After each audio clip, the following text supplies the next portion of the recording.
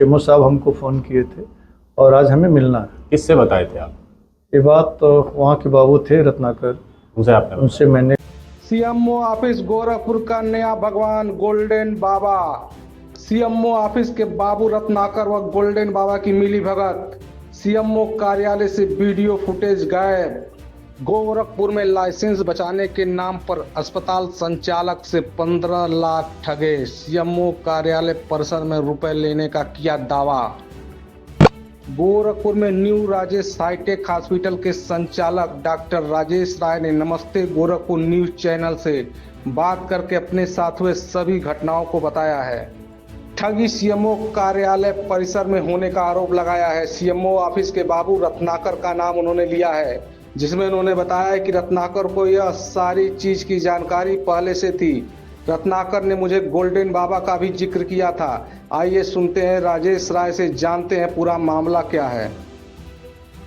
जी, आप राजेश राय हैं, new Rajesh hitech hospital Sikriganj के संचालक हैं। जी मैं आपसे ये जानना चाह रहा हूँ कि जो प्रकरण सीएमओ ऑफिस का चल रहा है, आपके अस्पताल में जो है मरीजों का ऑपरेशन हुआ था, मोतियाबिंद का आंख का ऑपरेशन हुआ था, तो उसमें यह जानकारी हुई कि 30 मरीजों का ऑपरेशन एक ही दिन में एक ही डॉक्टर पराग अग्रवाल द्वारा किया गया था।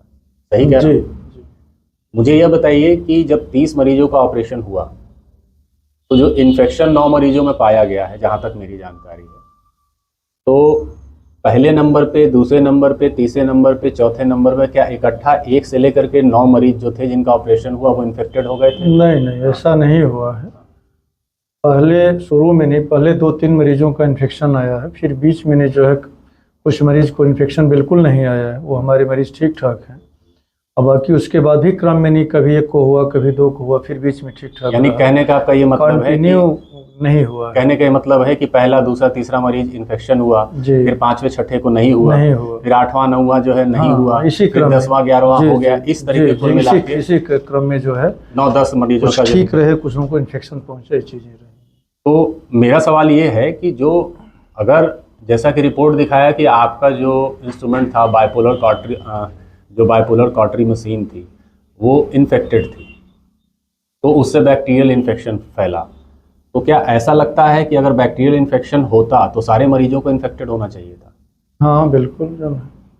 अच्छा, अभी सीएमओ ऑफिस में क्या चल रहा है? सीएमओ ऑफिस में 28 फरवरी को जो घटना घटी, जैसा कि आपने बताया है, आप झोला लेकर के पहुंचे थे 15 लाख रुपए जिसमें थे।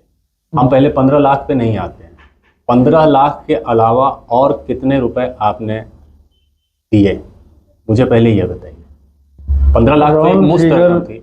यहाँ वहाँ मिलने जुलने में तो 4 लाख रुपया और भी खर्च मेरा हुआ है। वही जब से आपके हॉस्पिटल के खिलाफ 4 लाख रुपया भी दाएं बाएं खर्च हुआ। खैर उसकी हमको कोई चिंता नहीं है, वो किसी ने मुझसे न मांगा था न तो कोई जोर दबाव था। जो भी चीज़ें रही मैंने अपने हिसाब से अपना उसको लिए थे। तकलीफ़ इस बात की है कि हमें बीच के दौरान जो ये फर्जी नंबर से हमको कॉल किया गया और हमें विश्वास में जीता गया, लिया गया। और मैं वहाँ पर सीएमओ ऑफिस उस दिन 12 बजे मुझे बुलाया गया था और उसके पीछे भी कई राउंड हमारी उनसे बातचीत हो चुकी थी। और जिस दिन हम पहुँचे वहाँ सीएमओ ऑफिस, उस दिन की क्रिया ये रही कि जैसे मैं ऑफिस झोला लेकर के पहुँच रहा हूँ तो मैं बता रहा हूँ कि मैं सीएमओ साहब हमको फ़ोन किए थे और आज हमें मिलना है। किससे बताए थे आप? ये बात तो वहाँ के बाबू थे रत्नाकर, उनसे मैंने गया, मिला तो उस चीज़ को बताया। वो कहे कि सीएमओ साहब आपको फ़ोन किए थे, तो मैंने कहा कि हाँ भाई 3-4 राउंड बातचीत हो चुकी है और आज वो बुलाए हैं। तो उन्होंने बड़ा हर्षित तरीके से ने पॉजिटिव संदेश दिया कि आपके बारे में नहीं, वहाँ से फ़ोन आया था, गोल्डी बाबा आए थे, सचिवालय से फ़ोन आया, जो भी स्वास्थ्य मंत्रालय से फ़ोन आया था। ये सारा फीडबैक रत्नाकर जी? जी। तो आप ये कहना चाहते हैं कि जिस तरह ठग आपको मतलब फंसा रहे थे कि आपका कोई नुकसान नहीं होगा, सब मैनेज करा देंगे, आपके कहने का अर्थ यही है कि ठग की बातों को एक तरह से जो रत्नाकर हैं, जो वहाँ पे स्टाफ है, उन्होंने भी उनकी बातों के अनुसार ही आपको फीडबैक दिया? नहीं, मैं ठग के अनुसार नहीं कर सकता, लेकिन जो हमें वहाँ फीडबैक मिला उस फीडबैक से हमें संतुष्टि मिली कि जो हमारी बातें टेलीफोनिक वार्ता पर चल रही है, यही स्पष्ट करना चाह रहा हूं, कहीं से संतुष्टि हमको मिली उनकी बातों से। मैं यही कहना चाह रहा हूं कि 15 लाख रुपए आपने हवा में तो दिए नहीं। जी। आप अगर 15 लाख रुपए किसी को देने जा रहे हैं तो 100% जब आपको यकीन हो गया होगा कि आपका काम हो रहा है या हो जाएगा, तभी तो आप देने निकले थे। जी जी। तो ठग तो आपको यही बता रहे थे कि आपका कोई नुकसान नहीं होगा, आपका 15 लाख में मामला मैनेज होगा। मैनेज हो जाएगा। तो आप जब सीएमओ ऑफिस जाते थे तो आपको किन परिस्थितियों में यकीन हो गया कि ठग सही कह रहे हैं?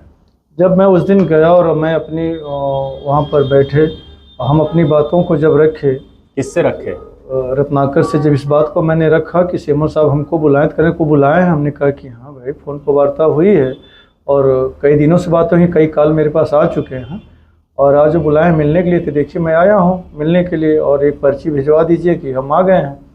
इन्होंने एक पर्ची अपने चपरासी को बना करके दिया, वो गए अंदर, तो आए तो कहे कि मीटिंग चल रही है, अभी भीड़ है, थोड़ा समय लगेगा।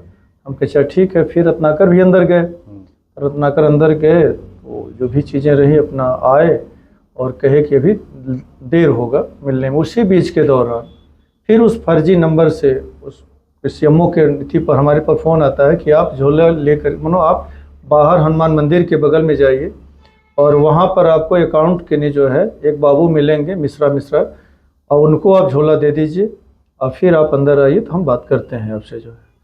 तो चूँकि ये सारी चीज़ों को पीछे का देख करके हमें विश्वास हो गया था कि जो मैं सोच करके आया हूँ वो पॉजिटिव चल रहा है, कहीं से यहाँ निगेटिव नहीं है। मैं पूरे भरोसे के साथ गया और उस व्यक्ति को गया जब वहाँ पर, तो 2 मिनट के बाद उसने आया, फ़ोन पर बातें करते हुए आ रहा था। अपने फ़ोन पे? हाँ, अपने फ़ोन पर बात करते आ रहा था और मुझसे पूछा कि राजेश राय आप? हमने कहा कि हाँ। लीजिए बात कर लीजिए, सीएमओ साहब आपसे बात करना चाहना। हमने फ़ोन उठा लिया तो उन्होंने कहा कि हाँ इनको दे दीजिए आप, और दे करके और अभी हम आपको बुला लेते हैं।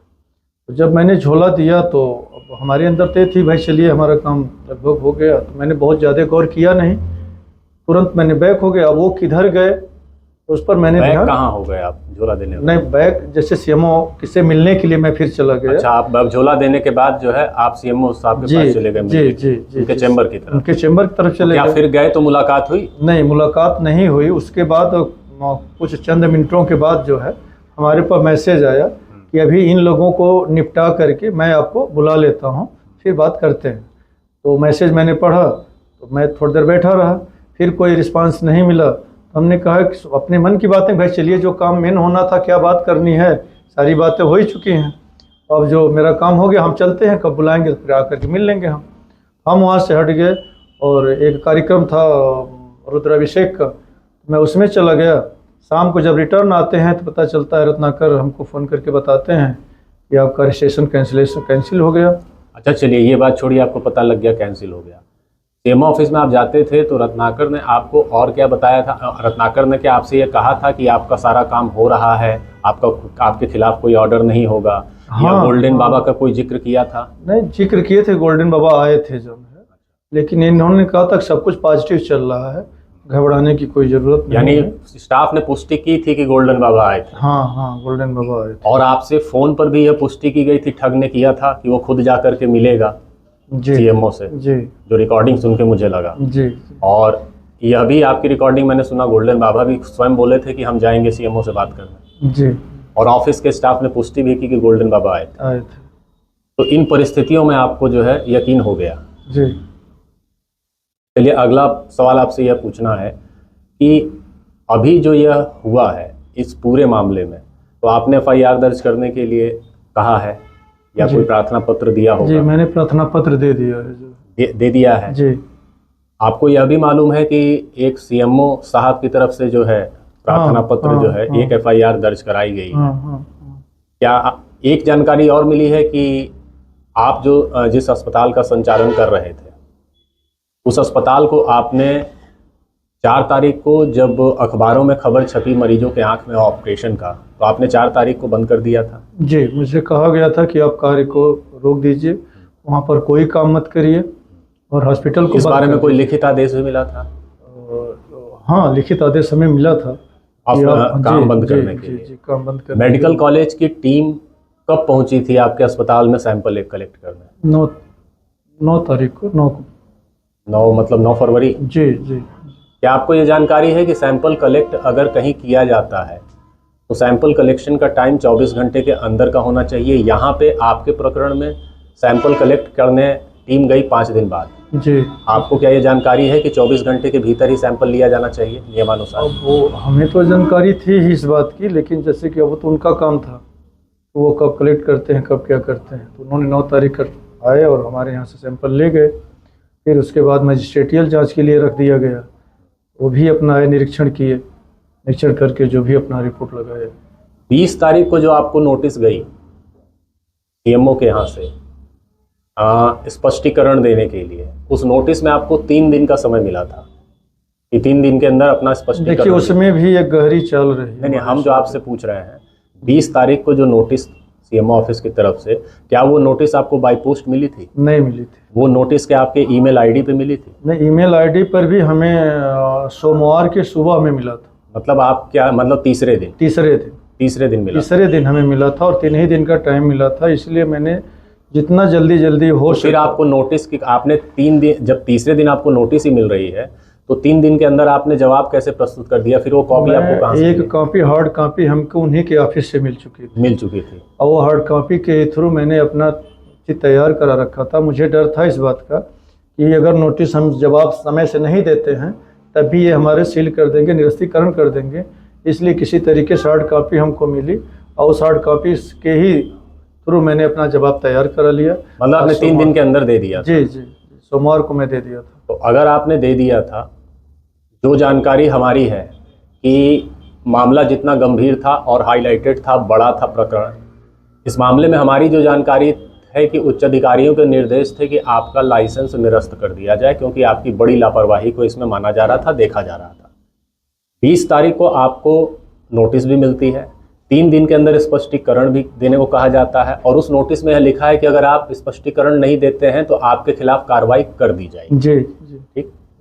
फिर आपके खिलाफ 28 तारीख को कार्रवाई की जाती है। हाँ, फिर उसके बाद से जो है हमारे साथ 28 आपके पास ठगों के फोन किस दिन से आने शुरू हुए थे?